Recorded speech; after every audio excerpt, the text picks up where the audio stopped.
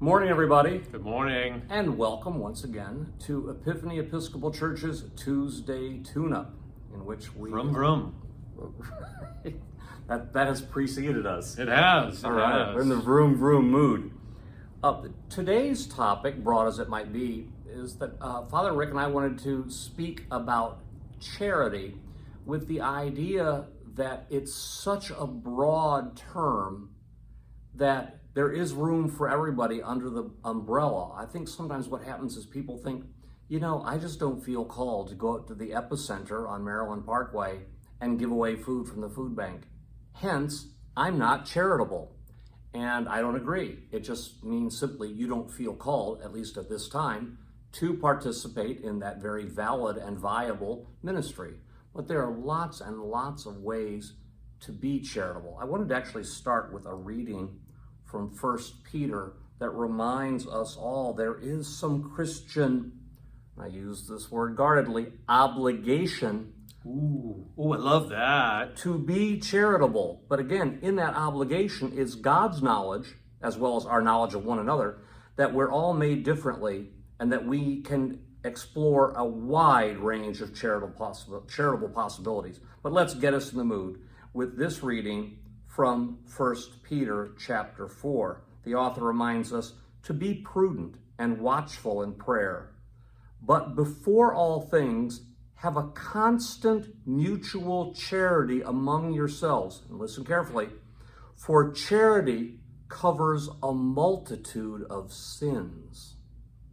Using hospitality one towards another, use hospitality one towards another without murmuring. That's the old fashioned for gossip and slander. Complaining and, you know the other words for that. Every man, meaning every person, has received grace, ministering the same then one to another as good stewards of the manifold grace of God. So this passage very briefly and ably connects the idea that because we receive grace from God, there's a holy and wonderful obligation to reflect and share and go outward with that grace. And for today, we're going to call that charity.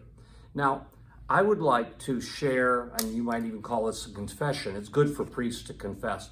Between Rick and myself, Rick is the far more charitable person in how it's normally understood. If you come here and say, oh, you ran out of gas and stuff like that, I'm like, take that down the road. I'm really... What he's really saying is I'm a softer touch than he is. That's basically what it comes down to. Which is a form of love, and I applaud that.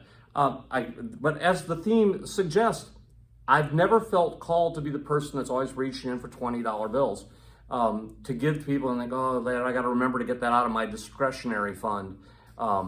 It never felt my calling. And one of the ways it got to be that way is because I worked so long at the Boston Commons, and there were, of the 50 to 100 regular homeless people we saw every Sunday at the service, there were about 6 or 10 of them that simply could not ever stop asking for money, including during church services.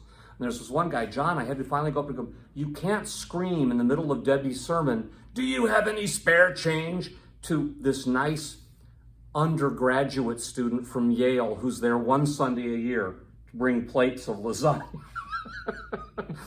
And ostensibly, you could have thought Chris was really a jerk to John, but I'll have to tell you this, although I never gave him a penny, and I prevented him from begging during the service, and he even sort of would look around and wouldn't do it when he was within 50 feet of me, it was John who, when he witnessed a friend murdering somebody, came first to me to ask how to proceed.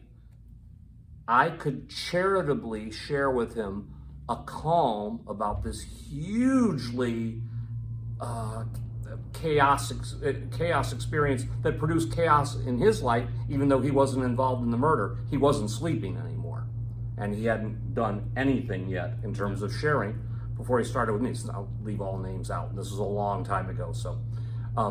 But then I could be charitable, even though I had sort of established myself as a jerk. But he thought, that's the kind of hardcore realist I need for this topic, so I could be charitable in my ways. And the invitation is for everybody to be charitable in their way.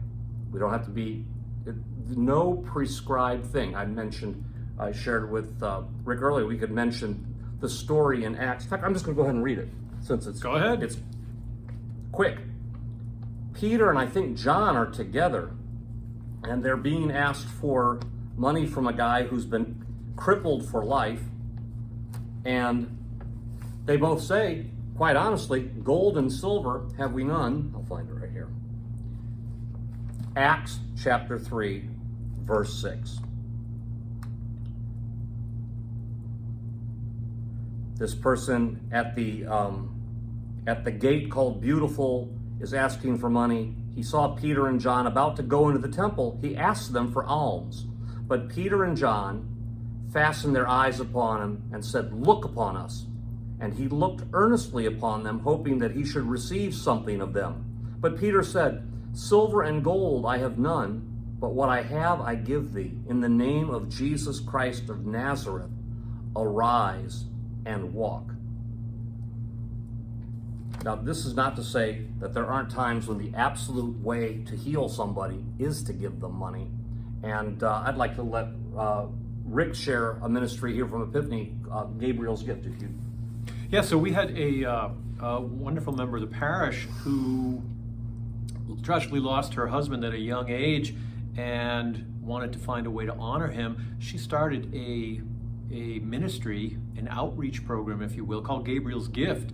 And what she invited everybody here, as well as all the folks she worked with, she did a really great job in reaching out to people, to bring to her, not necessarily money, because a lot of times what homeless people don't need is money. They need other things.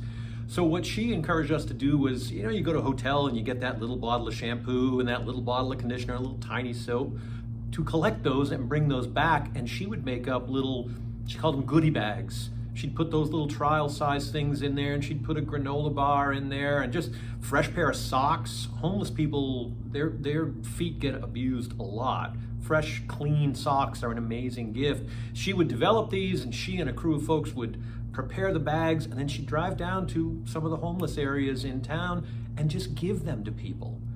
But here's the best part of it. It wasn't just about the gift. This is where the ministerial part of it comes in. They would engage these folks in conversation. They would talk to them and they would listen to these people. That's part of the gift, is listening to people who have really been pushed outward onto the margins, who have been disenfranchised and really told by society, you're not welcome here. You're not to be really seen nor heard. These folks are desperate to be heard. And so you engage in a conversation with them. That is a gift. Everybody wants to feel heard. Everybody wants to feel loved. And we do that, why? Because God first loved us. And that we will never once look into the eyes of a person that God does not love. Amen. That's where charity comes from. And that's why we do what we do. And if I do appear to be a bit of a soft touch, part of it is for that reason. It's worth $20 or $40 to me to share that story with someone and to let them know that they are being heard, and then maybe to inject a little bit of my story into their life. And so that's how we share our story and share our love. See the way I will work that right in there? That was really nice. And I want to also mention that if you really do this right, Rick might again have the advantage on me. When you give that 20 or 40 bucks away, completely step back from judgment and don't think, that might go over to the South Point Casino. It's theirs then, and you gave it in love. Mission accomplished. And again, if you need a role model or an example or an inspiration on this, I recommend Rick O'Brien. Well, shall we show another great? Hold on one second. Let me just add this piece of it in. Think of it this way: when your employer gives you your paycheck, does your employer have a right to tell you how you're going to spend that money? The answer is always, well, no, of course not. So then the minute you give somebody a gift of money, why would you think it's your responsibility to tell them on what they should spend it? It's not. It's a gift freely given. Let it be there and take all that stress and worry off your plate. Right. It's not yours to worry about what they might or might not do with it. Yeah. And step away from all the control urges, as again Rick has We're not here to control, we're here to love. There's another ministry that Rick and I just learned about in the last 48 hours. We had seen these bottles sitting in the parish. I'll hold it right up the camera. It's dish detergent. What was really beautiful, it's got a card saying, you know, handmade for you with good wishes. Here's a little help to do the dishes with artwork. That's the back of the card I just read. And then Bonnie Kuehl, extraordinary pastor herself, actually hand makes these dishcloths out of cotton cloth. So you can wash dishes with this artistic, beautiful, lovingly made thing along with your bottle of Ajax. That's just about as good as it gets. And we just discovered this, and my wife told me that Bonnie Kuehl had come up with this all on her own. And I raise this up as an example. Every one of us can be totally authentic to our own charitable impulses. And you've just heard many different examples of what that might look like. And they're all beloved of God and empowered by God. So I'm inviting everybody today to think, how can I be charitable? You don't even need to worry that it covers a multitude of sins. it's a reward all by itself. And get God involved, talk to others. You'll find a way that you can share of yourself, and you're going to feel great about it. It's a win-win-win for self, neighbor, and God. Earth and heaven, straight across the board. It's a wonderful thing. And it gets no better than that, my friends. God bless you.